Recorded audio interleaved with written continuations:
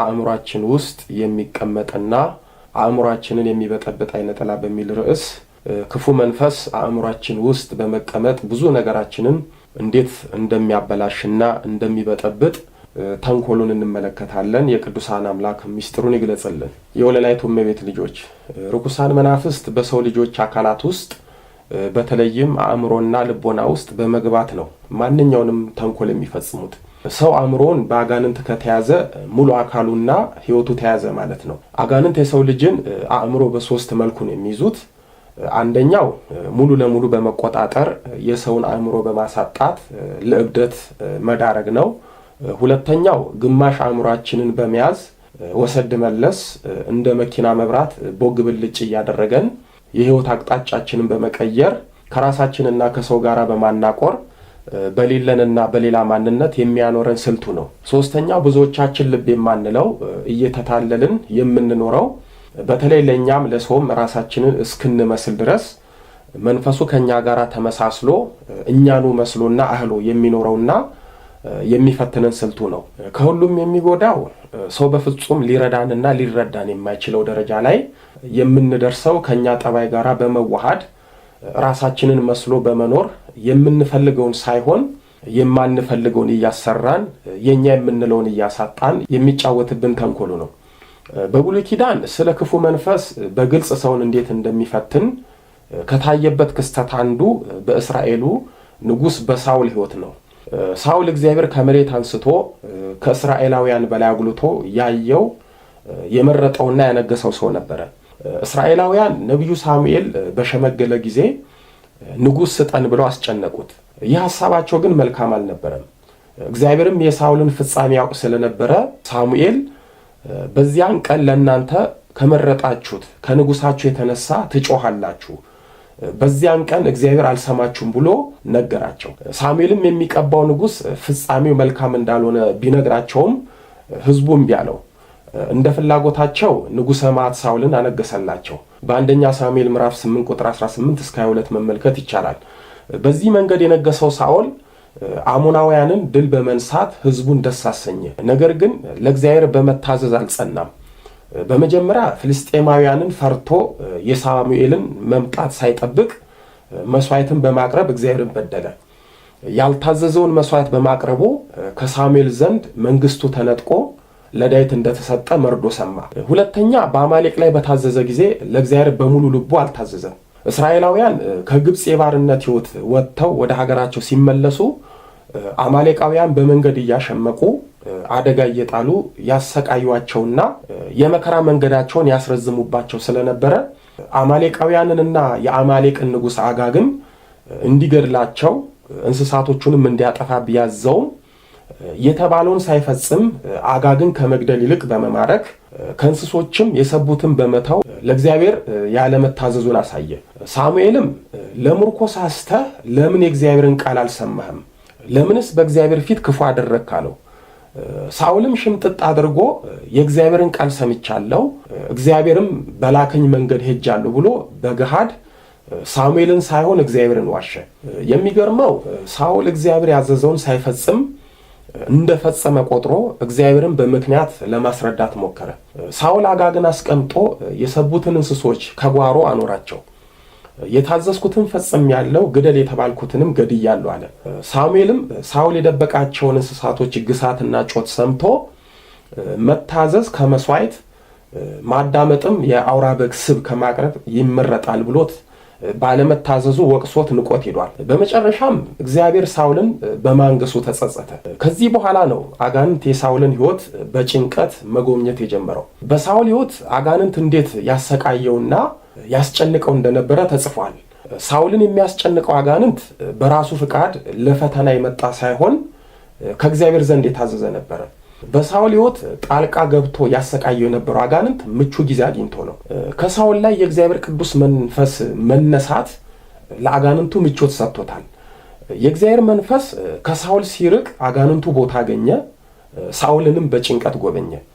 በሳውል ላይ የነበረው የንግስና ጸጋና ሞገስ ከሳውል ተነስቶ ለዳዊት ሲሰጥ ሳውል ለአጋንንቱ ባዶና በር የሌለው ቤት ሆነለት፣ መጥቶም አእምሮ ላይ ሰፈረበት።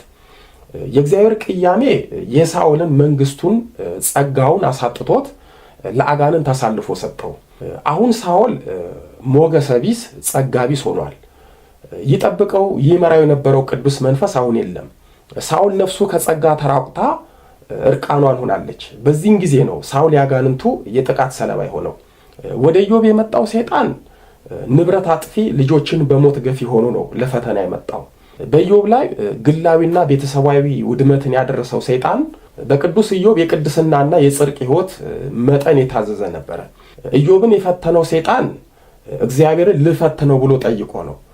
ሳኦልን ያሰቃየው የነበረው አጋንንት ልፈትነው ብሎ ጠይቆ ሳይሆን ሂድ ተብሎ የታዘዘ አጋንንት ነበረ። ኢዮብ በጽድቁ በእግዚአብሔር ወዳጅነት ነው የተፈተነው። ሳኦል ግን ለእግዚአብሔር አልታዘዝም የታዘዝኩትንም አልፈጽምም ከማለት ከስጋዊ እብሪት የመጣ ፈተና ነበር። እዚህ ላይ ልብ ልንለው የሚገባው ሰይጣን ምን ያህል በሕይወታችን በቅናት ጣልቃ በመግባት ከማሰቃየት እስከ ሞት ድረስ እንደሚገዳደረን ነው። በጭንቀት ህመም ክፉኛ የሚሰቃየው ሳኦል ችግሩን እንኳን በአግባቡ አላወቀም። ያጋንንቱ ሰለባ እሱ ሆኖ ሳለ በሚገርም ሁኔታ ችግሩ ለባሪያዎቹ ተገልጦላቸው በአንደኛ ሳሙኤል ምዕራፍ 16 ቁጥር 15 ላይ እነሆ ክፉ መንፈስ ከእግዚአብሔር ዘንድ ያሰቃይሃል ብለው መፍትሄውንም ነገሩት። እኛም እንደ ሳኦል እየተጋረደብን ጸጋችን ተገፎ አጋንንት በሕይወታችን መንገድ ላይ ተሰልፎ ሲያሰቃየን አይታወቀንም። እንደ ሳኦል ባሪያዎች ካልተነገረን አንረዳም፣ ተነግሮንም አንሰማም። በመጨረሻ ሳኦልን ያልተላቀቀው በአእምሮ ያደረው አጋንንት በራሱ ሰይፍ ራሱን እንዲያጠፋ አደረገው። ሳኦል ክፉ አሟሟቱ ሳያንሰው አጋንንቱ የሳኦልን አንገት አስቆርጦ ለጣዖት መቅደስ መባ አደረገው። አስክሬኑን በአጥር ላይ ተንጠለጠለ። የሳኦልን ሞት የሰሙት ሰዎች አስክሬኑን ወስዶ አቃጠሉት። ሳኦል በእግዚአብሔርና በእስራኤላውያን ዘንድ ጥሩ ስምና መልካም መቃብር ሳይኖረው ቀረ። እኛም ለእግዚአብሔር መታዘዝን እምቢኝ ብለን ሕጉን አፍርሰን የምንኖር ከሆነ በሳኦል የንግስና ሕይወት የገባው አጋንንት በእኛም ሕይወት ጣልቃ በመግባት ከውርደት እስከ ሞት ያደርሰናል። ስለዚህ የሳኦል አይነት የውድቀትና የሞት ታሪክ የተጻፈልን ከሱ እንድንማርና ከአጋንንት ህብረት በመራቅ ለእግዚአብሔር ሕግ በመጠንቀቅ መኖርን እንድናተርፍ ነው። ዛሬ በዘመናችን ብዙዎቻችን የሳኦልን የውድቀትና የቁም ሞት እየኖርን ነው። ስለዚህ ከዚህ አስከፊ የአጋንንት የፈተና ሕይወት እንድንላቀቅ ከእግዚአብሔር ጋር በፍቅር መጣበቅ አለብን። ወደ አዲስ ኪዳን ጎራ ስንል አጋንንት ሙሉ ለሙሉ አእምሯቸውን የተቆጣጠራቸውን በጌርጌሶን ሀገር በመቃብር ስፍራ የሚኖሩ ሁለት ሰዎችን እንመለከታለን። እነዚህ ሰዎች በአጋንንት አእምሯቸውን አጥተው ነበረ። አጋንንቱ አእምሯቸውን ተቆጣጥሮ የሚፈልጉትን ሳይሆን የማይፈልጉትን ነገር ያስፈጽማቸው ነበረ። በተለይ በአካባቢው ሰዎች እጅጉን ይፈሩ ነበረ። ምክንያቱም በእነሱ ላይ ያደረው አጋንንት በሰው ላይ ጉዳት ስለሚያደርስ እነሱ ባሉበት አካባቢ በመንገድ ሰው ማለፍ አይችልም ነበረ። ጌታችን እነዚህን ክፉ መናፍስት ከሁለቱ ሰዎች ካስወጣ በኋላ መናፍስቱ ወደ እሪያ ስደደን ብሎ ለመኑት። ጌታም ፈቀደላቸው። የሚገርመው እነዚህ ክፉ መናፍስት ከሰዎቹ ወጥተው ወደ እሪያዎች ሲገቡ የእሪያዎቹ መንጋ ሁሉ ከአፋፉ ወደ ባህር እየተጣደፉ ሮጡ፣ በውሃ ውስጥም ሞቱ ይለናል ወንጌላዊ ማቴዎስ በምዕራፍ 8 ቁጥር 32 ላይ። እዚህ ላይ ልብ ልንለው የሚገባን ከሁለቱ ሰዎች የወጡት ክፉ አጋንንት እሪያ ሳይሆን በቁጥር ያልተገለጹትን የእሪያ መንጎችን አቀውሰው አስተው ባህር ከቶ መግደላቸው ነው። በጌርጌሶን ሀገር በአጋንንት ምክንያት የታመሙት ሁለቱ ሰዎች እግዚአብሔር በስውር በመለኮታዊ ጥበቃው ባይጠብቃቸው ኖሮ የነሱን አእምሮ ሰውሮ ባህር ከቶ በገደሏቸው ነበር። የወለላይቱ እመቤት ልጆች በሁለቱ ሰዎች ላይ ያለው በመጨረሻም የእሪያዎችን መንጋ የገደለው አጋንንት በጌታችን በኢየሱስ ክርስቶስ ባይገሰጽ ኖሮ በሰዎቹ ሕይወት ላይ ሊያደርስ የሚችለውን ስጋዊና ነፍሳዊ ጉዳት ጌታ ብቻ ነው የሚያውቀው። በሁለተኛ ደረጃ ያየነው አጋንንት በከፊል ሲቆጣጠረን ራሳችንን እናውቃለን፣ ግን ኃጢአት የተባሉትን ሁሉ ሳንፈልግ እንፈጽማለን። ይህም የሚሆነው አጋንንቱ ውስጣችን ሆኖ በውስጣዊ ግፊት ስለሚበረታብን እኛም ራሳችንን መቆጣጠር ስለማንችል ያልፈለግነውን ያሰራናል። ለምሳሌ ዝሙት ኃጢአት እንደሆነ እናውቃለን። ዝሙት ሰልችቶን ህርም እንላለን። ግን ህርም ያልነውን ዝሙት ብዙም ቀን ሳንቆይ እንመለስበታለን። የወሲብ ቪዲዮን መመልከት፣ ግል ወሲብን መፈጸም ኃጢአት እንደሆነ እናውቃለን። ማየት የተጠየፍነውን የወሲብ ፊልም መፈጸም የሰለቸነውን ግለ ወሲብ ህርም እንላለን። ሲብስብንም እንምላለን፣ እንገዘታለን። ግን አንድ ወር ቀርቶ አንድ ሳምንት ሳንቆይ ወደ ቀደመ ግብራችን እንመለሳለን። ይህ የሚሆነው በውስጣችን ያለውን አጋንንት በጾም በጸሎት በስግደት ስላልተዋጋነው ነው፣ ብሎም ስላላገራነው ነው። የበላይነቱን ይወስድብንና በተጠየፍነው ህርም ብለን በማልነው በዝሙትና በግለ ወሲብ እንወድቃለን። ብዙዎቻችን ራሳችንን እያወቅን በውስጣችን ያለውን የዝሙት አጋንንት ግፊት መግታት አልችል እያልን ነው የምንወድቀው። መጠጡ፣ ሱሱም ወዘተ እንደዚያው ነው። በሶስተኛ ደረጃ ያየነው መንፈሱ ከኛ ጠባይ ጋር በመመሳሰልና በመዋሃድ በብዙ የስህተት መንገድ የሚመራን ነው። አሁን ብዙዎቻችን የምንቸገረው በዚህ ነው። አእምሯችን ውስጥ ያለው ሐሳባችንን የተቆጣጠረው አይነ ጥላ፣ ዛር ወዘተ በብስጩና በችኩልነት ደካማ ጎናችን በመግባት በሕይወታችን ለዘላለም የምንጸጸትበትን ውሳኔ ያስወስነናል። ብዙዎች ሊያጡት የማይገባውን ግን መልሶ የማያገኙትን እድላቸውን በክፉ መንፈስ ግፊት በተሳሳተና በችኩልነት ውሳኔ ብዙ ነገር አጥተዋል። ለምሳሌ የሥራ፣ የትምህርት፣ የእጮኝነት፣ የትዳር ሌሎችንም እድሎች ውስጣችን ያለው ክፉ መንፈስ ቆም ብለን የምናስብበት ከኛ ሻል ላሉ ሰዎች የምናማክርበት ጊዜ አሳጥቶን በእጃችን ያለውን እድል ነጥቆናል። አጭሯን ሕይወታችንን ዙሪያ ጥምጥም አድርጎብናል። ሕይወታችንን አበላሽቶብናል።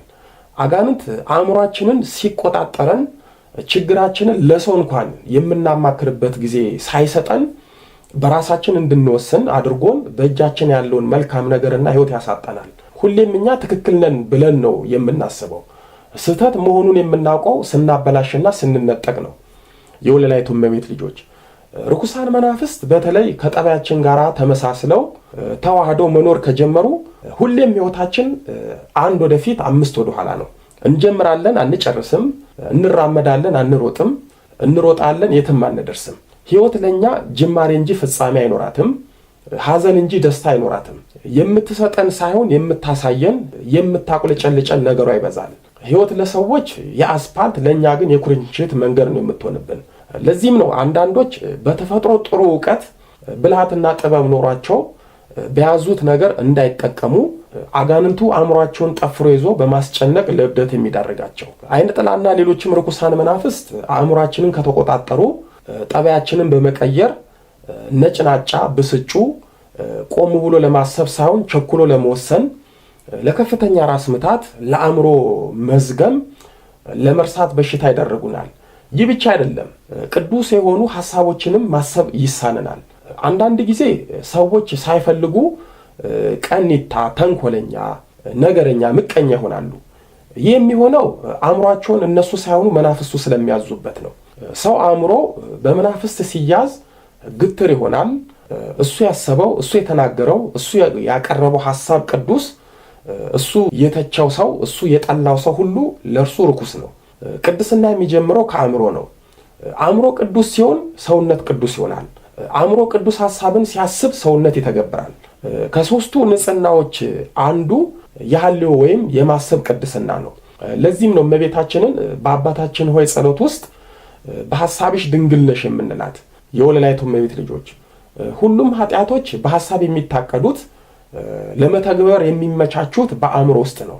ለምሳሌ ቅድም ያየነውን ዝሙትን ብናነሳ አንድ ሰው ለመዘሞት ከፈለገ ሕሊና ያስባል፣ ያቅዳል፣ ያመቻቻል፣ እግር ይወስዳል፣ አፍረት ዝሙት ይፈጽማል።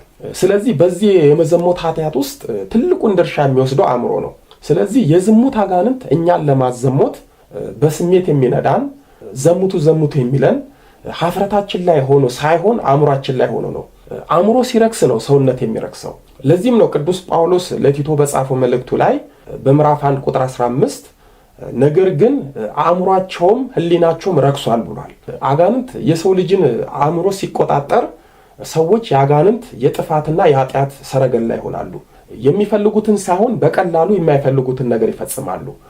አጋንንት ክቡር ሰው ሆነን ሳለን እንደ እንስሳ የሚያደርገን አእምሯችንን በመቆጣጠር ነው።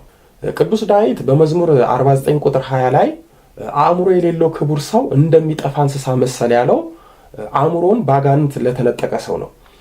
ስለዚህ በዚህ ደረጃ ለሚዋጉ ርኩሳን መናፍስት ዋናው መፍትሄ ጾም፣ ጸሎት፣ ስግደት ቢሆንም አጋንንቱን ከሕሊናና ከሰውነታችን ተጠራርጎ እንዲወጣ እኛ እውነተኛ ማንነትና ቅዱስ የሆነ ሐሳብ እንዲኖረን ከጸሎት ውዳሴ ማርያምን፣ ሰይፈ ሥላሴን፣ ሰይፈ መለኮትን፣ ጸሎተ ባርቶስን፣ አርጋኖንን፣ ዳዊትን፣ ሰኔ ጎልጎታን እንደ አቅም በርትቶ በመጸለይ ርኩሳን መናፍስትም ከህሊናችንና ከሕይወታችን ልናርቃቸው ይገባል። ጸበልም ሳይሰለቹ መጠመቁ አጋንንቱን እንደ ጢስ እያተነነ እንደ ጉም እያበነነ ያጠፋዋል። ስግደት እንደ አቅም ቢሆንም በርታ ብሎ መስገድ ይጠበቅብናል። በቀጣይ በክፍል 30 አይነ ጥላ ሌሎችን መናፍስት በሐኪሞችና በሕክምና ላይ የሚያሰሩት ስህተት በሚል ርዕስ በውስጣችንና በሐኪሞች ላይ ያለው ክፉ መንፈስ በሌለብን በሽታ አካላችንን ሊጎዳ ሊያስቀድደን እስከ ሞት ሊያደርሰን እንዲሁም የላቦራቶሪ ውጤት በማዛባት የሌለብንን በሽታ በማናገር ከህመማችን ጋር የማይዛመድ መድኃኒት በማሰጠት በዚህም እስከ ሞት መድረስ የሕክምና መሳሪያዎች ስህተት ለተሳሳተ ሕክምናና ሞት መዳረግ የሐኪሞች የጠባይ መቀየር፣ ቸልተኝነት፣ ግድየለሽነት ከክፉ መናፍስት ተንኮልና ሴራ አንጻር እንመለከታለን። ሕዝቤ እውቀት ከማጣቱ የተነሳ ጠፍቷል። ትንቢተ ሆሴዕ ምዕራፍ 4 ቁጥር 6 ከትውልዱ ማን አስተዋለ? ትንቢተ ኢሳይያስ ምዕራፍ 53 ቁጥር 8 ፈረስ ለጦርነት ቀን ይዘጋጃል፣ ድል ግን ከእግዚአብሔር ዘንድ ነው። መጽሐፈ ምሳሌ ምዕራፍ 20 ቁጥር 31 ያስተማረን የመከረን የአባቶቻችን አምላክ ልዑለ ባሕርይ ቅዱስ መድኃኔ ዓለም ኢየሱስ ክርስቶስ ክብር ምስጋና ይድረሳል።